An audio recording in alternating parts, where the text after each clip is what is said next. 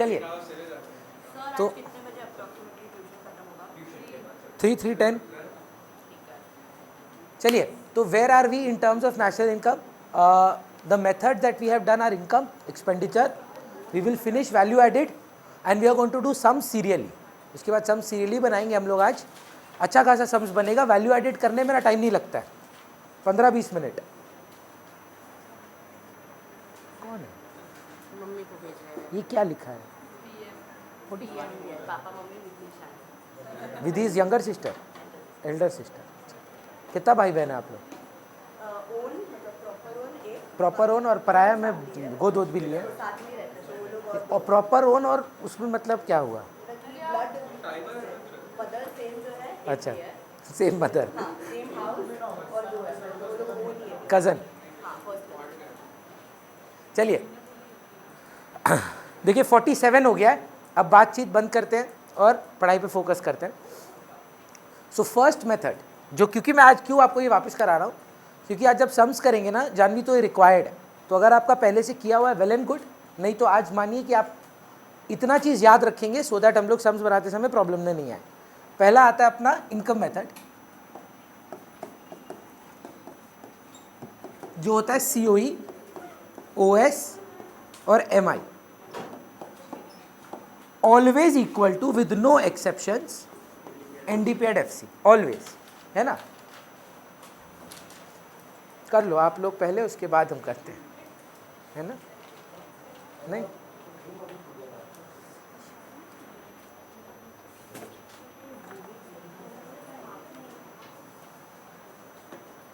विधि आपकी अच्छी मित्र है तो हमसे पूछ लेता। वो यूजलेस है, वो पूछी ही नहीं। हाँ चलिए, तो COE, OS और MI मिलाकर NDP एट FC आता है। और COE में हम लोग वो सब कुछ लेंगे जो एक एम्प्लॉयर अपने एम्प्लॉय को देता है, सिवाय 5 चीज़ों के। Anything out of love and affection, loans, reimbursements, outsider compensation, employees contribution to provident fund. देखिए अभी मैं डेप्थ में नहीं जा रहा हूँ। I want to do value added method. I don't want to keep repeating the same thing, नहीं तो हम सिलेबस में कभी आगे ही नहीं बढ़ पाएंगे। तो अ लिटिल फास्ट। कैसे? अच्छा, ऑनलाइन वाला लोग क्या सो रहा है? उन लोग को बताना चाहिए था। चलिए, COE में जो कोई भी नाम से अगर एम्प्लॉयर अपने एम्प्लॉय को पैसा देगा, wages and salaries, dearness allowance, house rent allowance, rent free accommodation, any kind of an allowance, as long as it's not those 5 things, वो उसका सैलरी है। वो 5 थिंग्स क्या है फिर सुन लीजिए। लव एंड अफेक्शन में कोई भी हो, आउटसाइडर कॉम्पनसेशन हो, किसी का चोट वोट लग के LIC से पैसा आया है, रीइंबर्समेंट है, भाग दौड़ करने के लिए आपका कुछ पैसा खर्चा हुआ और वो आपने वापस एम्प्लॉयर से ले लिया। कोई एम्प्लॉई का कंट्रीब्यूशन, 2 टाइप के कॉन्ट्रीब्यूशन होते हैं प्रोविडेंट फंड और सोशल सिक्योरिटी में, एम्प्लॉयर और एम्प्लॉई। एम्प्लॉयर वाला हमारा COE का पार्ट बनता है, एम्प्लॉय वाला नहीं बनता है। OS में हम लेते हैं rest in peace, rent, royalty, interest और प्रॉफिट। हमेशा कौन सा? Before tax. अगर तो प्रॉफिट दिया है वो बिफोर टैक्स ही अज्यूम किया जाता है, नहीं तो अगर ब्रेकअप है तो PAT, profit after tax, plus corporate tax plus dividends. जो बच्चे अकाउंटेंसी के स्टूडेंट्स हैं, एक चैप्टर कैश फ्लो स्टेटमेंट आएगा, उसमें ये फिर आएगा, तो इसको रिटेन करके रखिएगा, काम आएगा। मिक्स्ड इनकम याद है, किसी दिलाए थे आपको? हम दिया हुआ रहता है, कोई झमेला नहीं होगा इसमें। इन तीनों को हमेशा ऐड करके NDP एट FC ही आएगा, हमेशा, नो एक्सेप्शंस। अब इसमें से आपको एक नेशनल इनकम से दूसरे नेशनल इनकम में अगर जंप करना है, विष्णु जी के 8 अवतारों पे जाना है, तो आपको सिर्फ 3 चीज चाहिए, depth, NFIA, NIT। Please understand, they are never a part of any sum, they are always dependent on the question. For example, if the question says find NDP at FC, you will not even touch them. If the question says find NDP at MP, only NIT is relevant, the other 2 things are not. Gross minus depreciation is equal to net, domestic plus NFI is equal to national, market price minus NIT is equal to FC। ये सब आपको करना है, हाँ ma'am, याद रखिएगा ये सब। फिर आता है हमारा एक्सपेंडिचर मेथड। ये आई थिंक आपने लास्ट क्लास मेरे साथ किया था, मैंने लिखवाया भी होगा आपको। हमारे 4 खर्चे हैं, अगर थ्योरी छोड़ दे और सम का बात करें, PFCE हमेशा दिया हुआ रहेगा, कभी खोजना नहीं पड़ेगा। गवर्नमेंट फाइनल कंजम्पशन एक्सपेंडिचर कभी भी खोजने नहीं देंगे, दिया हुआ रहेगा। जो झमेला है वो 2 चीज पर है, नेट एक्सपोर्ट्स और कैपिटल फॉर्मेशन। पहले नेट एक्सपोर्ट्स का झमेला समझिए। नेट एक्सपोर्ट्स अगर 10 रुपया है तो ये ऐड हो जाता है ना। ऐड तो हमेशा नेट एक्सपोर्ट्स होगा, पर नेट एक्सपोर्ट्स पॉजिटिव में है, इसका मतलब एक्सपोर्ट ज़्यादा है, इंपोर्ट कम है। नेट एक्सपोर्ट 10 रुपया है, नेट एक्सपोर्ट्स -10 है, इसका मतलब इंपोर्ट ज़्यादा है, ये ऐड ही होगा पर अमाउंट नेगेटिव में है तो ये लेस हो जाता है। हम ये नहीं बोलना चाहते हैं कि ये लेस होगा, क्योंकि कुछ बच्चा मतलब क्या है ना, आर्यभट्टा का रिश्तेदार है, हम बोलेंगे माइनस होगा, वो बोलेगा माइनस माइनस प्लस हो गया, इसलिए वो ऐड करके आ जाएगा। हम क्या बोल रहे हैं सुनिए, नेट एक्सपोर्ट्स हमेशा ऐड होगा, हमेशा। If the net exports value is positive, plus में प्लस जड़ा तो जाके प्लस ही हुआ। नेट एक्सपोर्ट्स नेगेटिव है तो प्लस में माइनस जुड़ा, नेगेटिव हो गया। नेट एक्सपोर्ट्स हमेशा प्लस ही होगा। अब नेट एक्सपोर्ट्स का वैल्यू पॉजिटिव हो सकता है, नेगेटिव हो सकता है, अग्रीड। नेट इंपोर्ट्स अगर 10 पॉजिटिव है, ये एक्चुअली में इंपोर्ट्स ज्यादा है, ये एक्चुअली नेगेटिव है। नेट एक्सपोर्ट्स नेगेटिव है, ये ऐड होगा पर वैल्यू नेगेटिव में है। फिर से सुनिए, ऐड होगा पर वैल्यू नेगेटिव में है। नेट इंपैक्ट माइनस है जो आप बोल रहे हैं, पर डोंट से ये माइनस होगा। क्यों, आप समझिए।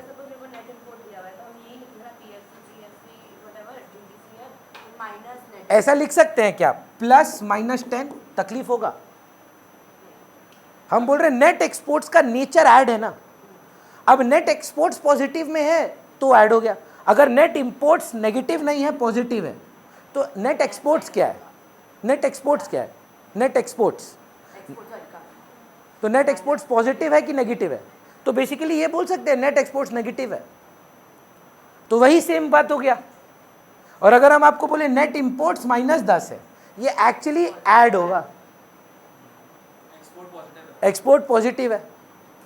तो हम आपको आज सम कराएंगे, बोर्ड क्वेश्चंस करेंगे हम आपके साथ। सिर्फ आज तक के जितने भी बोर्ड में, लेकिन लास्ट ईयर आया नहीं, लेकिन ये जो 2023 में हुआ, पर ऐसा आज तक कभी एक साल नहीं हुआ जहाँ नेशनल इनकम का 6 मार्क का सम नहीं आया।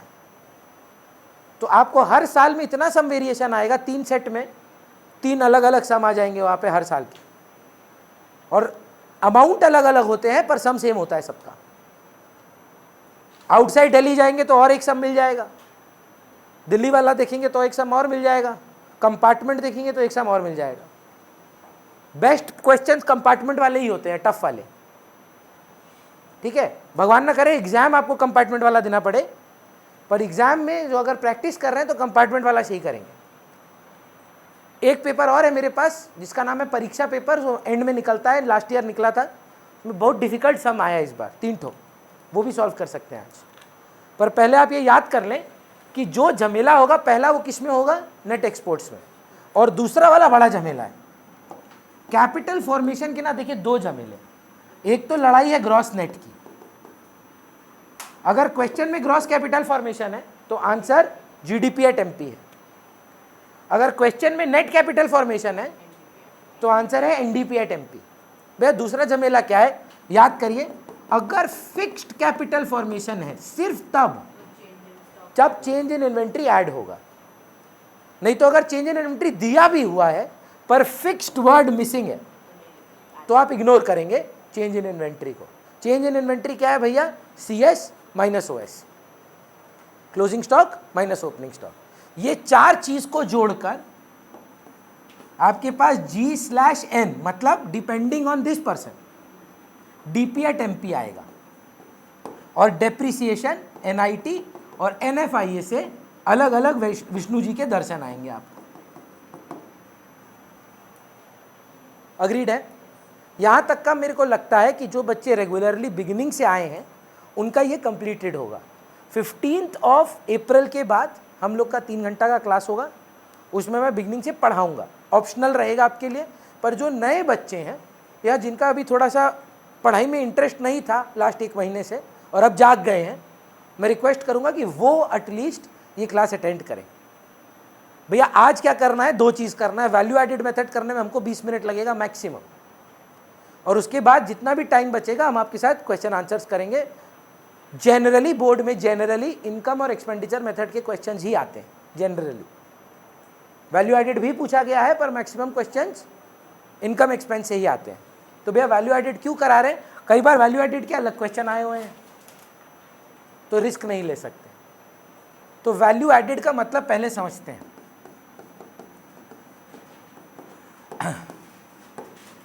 वैल्यू एडेड का मीनिंग क्या है सर?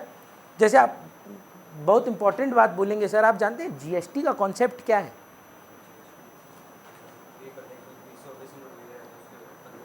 तो एक बार अक्षिता, अंजलि, अच्छा भूमि कौन है? आप है भूमि, आपका अकाउंट सब्जेक्ट है ना, आपका है ना मैम? तो आपने क्लास 11 में जीएसटी का थोड़ा ज्ञान सीखा होगा। तो एक जीएसटी का कॉन्सेप्ट के हिसाब से सोच के देखिएगा कि ये क्या वैल्यू एडेड है कि नहीं हुआ, देखते हैं एक बार। हाँ, तो ये है विधि। ये 100 रुपीज़ का सामान खरीदती है किसी से, उस पे ना 10% जीएसटी पे करती है, परचेजर पे करता है ना जीएसटी। तो 110 रुपया इसका नेट मतलब वैल्यू पड़ता है, जीएसटी इंक्लूसिव। तो है क्या, इसमें ये खाना उना बनाती है या मतलब प्रोडक्ट को कन्वर्ट करती है, और 200 रुपया पे ये ऋषिक को बेच देती है। जीएसटी का रेट वही 10%, तो इसका 20 रुपया जीएसटी, 220 रुपया। हम बस आपको ये बताना चाहते हैं कि विधि जब ये 10 रुपया का पेमेंट की ना, तब विधि ने उसको बोला कि देखो ये मेरा नहीं बनता है, ये कस्टमर का बनता है। पर कई बार क्या होता है ना, कस्टमर को बिना बिल के बेच देते हैं लोग। तो इसीलिए काम करो, हम खरीदते समय जीएसटी भर दे रहे हैं, कस्टमर से 20 रुपया कलेक्ट कर देंगे और फिर पेमेंट कर देंगे, है ना? दे दिए हम, देखिए 10 रुपया, पर वो मेरा बनता नहीं था। Who should bear the GST? क्योंकि हम कंज्यूम तो बनाते हैं सामान। Should Nestle be paying GST when they are preparing Maggi or when you are making Maggi at home? That is what the GST logic is ना. Who is there? The consumer should pay GST. पर अब Nestle को आटा, मैदा, preservatives खरीदना पड़ता है। अब जिससे वो खरीद रहा है उस पर GST ले रहा है वो। तो हम Nestle हैं, हम आपके पास आके बोलते थे 100 रुपये का मसाला वसाला दो ना, बोला GST है। बोला हमको क्यों बोल रहे हो, मैगी जो खरीदेगा उससे लेना। बोता हमको क्या मालूम, तुम खाएगा, बनाएगा, क्या करेगा, अभी जीएसटी भर। हम रोते रोते गवर्नमेंट के पास गए, हम बोले गवर्नमेंट ये तो अन्याय है। बोल रहे हैं मूर्ख, तुम्हारा कॉस्ट में थोड़ी ना जोड़ रहे हैं, ये 100 रुपये का ही गुड है, तुम 100 का चीज़ 200 में बेच रहा है। बोला उसमें जीएसटी, बोला 200 पे लगेगा। बोला 20 रुपये हम फिर कस्टमर से लें। बोला कैसे 20 रुपया फिर से लें, कस्टमर तो टोटल 20 रुपया ही दिया, कस्टमर से 20 रुपया ही दिया, हाँ या ना? बोला मेरा जेब से चला गया बाकी। बोला कैसे? बोला 10 हम पहले दे दिए, 10 हम पहले दे दिए, 20 हमको मिल गया, नेट में 20 रुपया तो वही दिया, हम कहाँ दिए।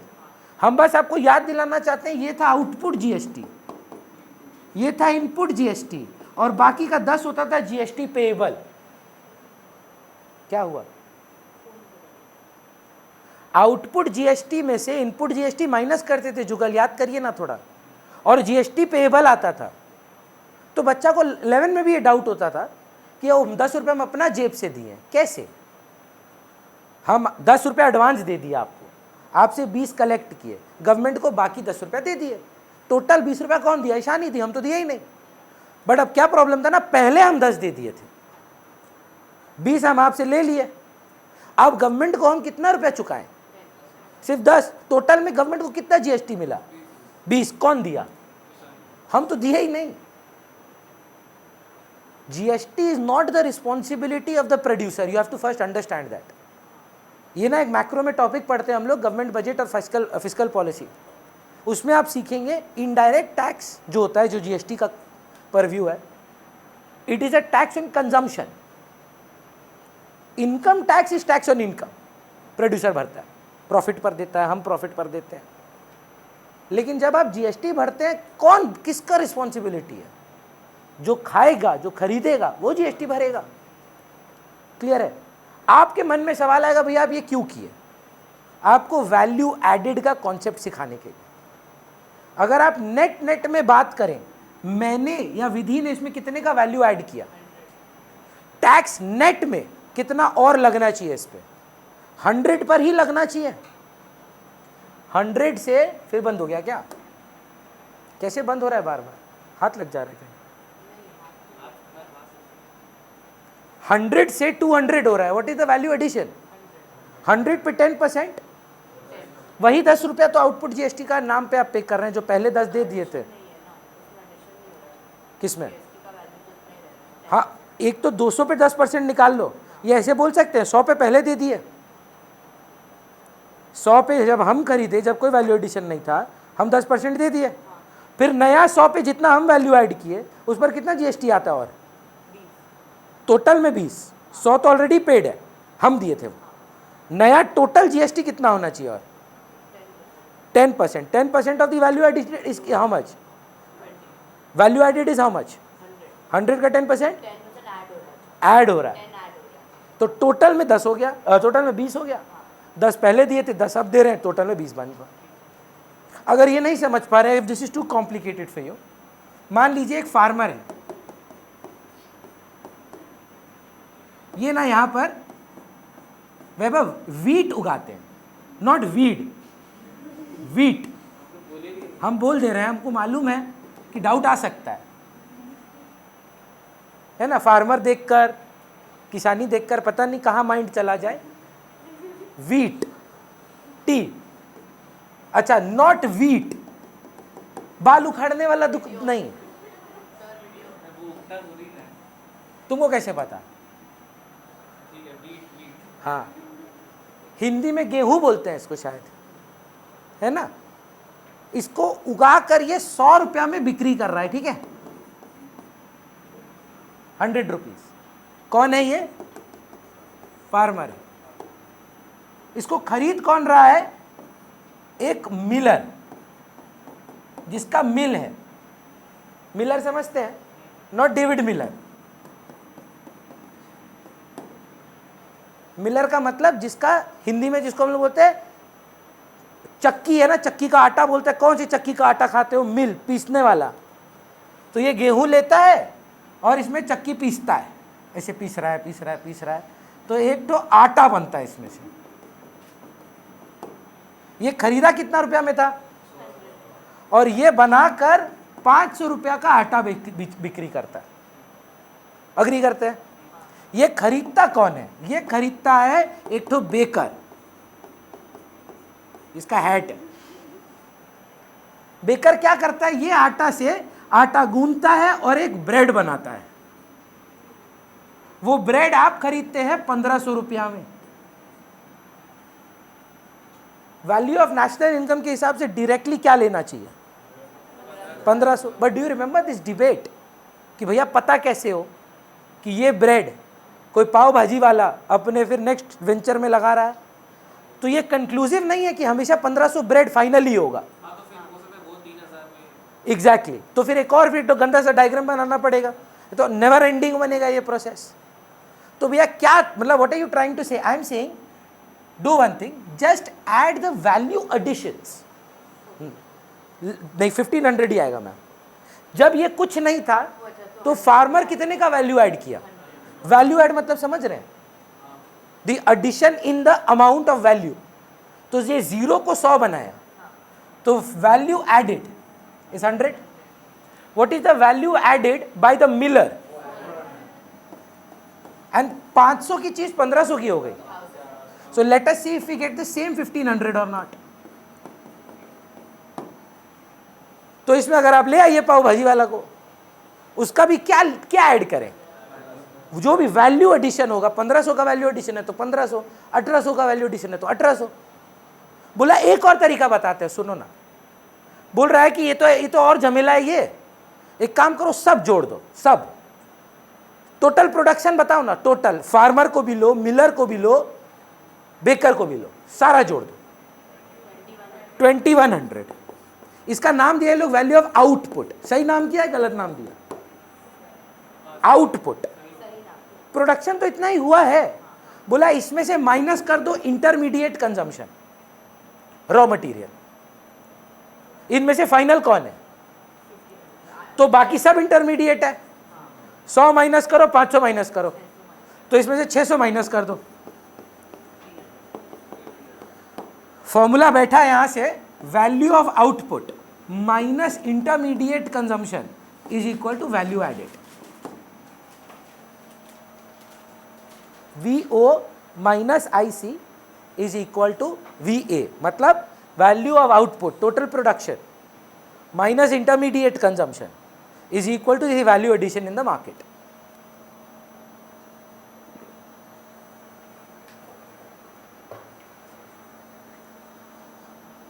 मोनल नहीं आई आज, पता नहीं, तो कॉल उठा नहीं रही, टेक्स्ट में रिप्लाई कर दो। इज इक्वल टू, और वो वैदेही तो ऑनलाइन कर रही है, बाकी बच्चा लोग मयंक इंटरमीडिएट कंजम्पशन मतलब रॉ मटेरियल जो ट्रेडिंग और PL में जाता है ना, मसाला सब, वो IC है। VA वैल्यू एडेड चलेगा सर? किसको कर रहे हैं?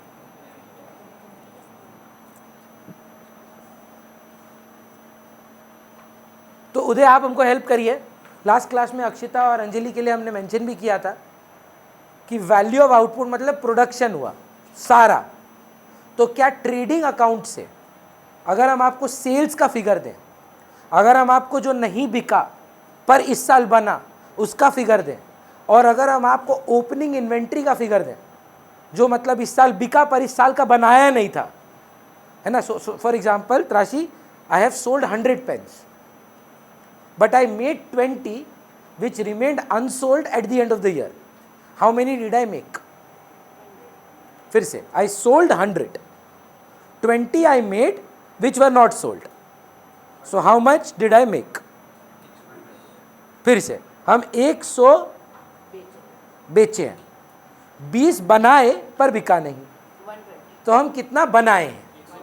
120। अब कहानी में ट्विस्ट, इस 100 में 15 पिछले साल का था, इस साल value of goods and services produce in a physical year. तो क्या किया आप नोटिस कर रहे हैं? वैल्यू ऑफ आउटपुट का फॉर्मूला बता रहे हैं, sales plus CS minus OS। ये क्या देगा? VO value of output. इसको और क्या बोल सकते हैं? और increase in inventory, decrease in inventory, याद है कल बताए थे आपको, चेंज इन इन्वेंट्री। कौन सा वाला पार्ट? बोल रहा है कि तुम्हारा देश का प्रोडक्शन निकालना है ना तुमको, तो ये बताओ कि कितना का, एक छोटा एग्जांपल अगर हम आपको दें, आप बताइए आपके घर में आज कितना कचौड़ी बना है, ठीक? आप 50 तो कचौड़ी खा लिए, जिसमें से 10 कचौड़ी फ्रिज में पड़ा है, तो कितना कचौड़ी बना? फिर से सोचिए। नहीं, एक कौन सा मैजिक कचौड़ी है कि जो बच गए आप माइनस कर दे रहे हैं? 50 कचौड़ी खा लिए, पेट में है, और 10 कचौड़ी बना है पर फ्रिज में है, तो कितना मम्मी कचौड़ी बनाई है? 60। अब क्या है, पता चला इस कचौड़ी में जो आप खाए हैं, मम्मी रात का भी ठूस दी थी थोड़ा, 6 ठो, तो वो आज बना था कि कल, पर आपके पेट में ऑलरेडी जा चुका है। 50 का कैलकुलेशन में आप उसको ले चुके हैं। हमको जानना है आज कितना बना है, तो वो 6 माइनस करना होगा। अब उसी को अकाउंटिंग टर्म्स में ना वो बोलते हैं ओपनिंग स्टॉक। आप well versed with it. And what is not sold this year is called closing stock. What wasn't sold last year but sold this year is opening stock. तो इसीलिए formula बैठा, sales मतलब जितना बेचे plus जो नहीं बेचे पर बच गया, बनाए तो थे इस साल, और बोल रहे हैं नहीं नहीं कुछ पिछला साल का बेचे थे आप, वो हटा दो। ये वैल्यू ऑफ आउटपुट आया, अभी अभी आईसीयूसी लेस करना बाकी है, 1 साल का। Value of final goods and services नहीं है, ये value of goods and services है। इसमें आईसी माइनस होगा तो value of final goods and services आएगा। Value added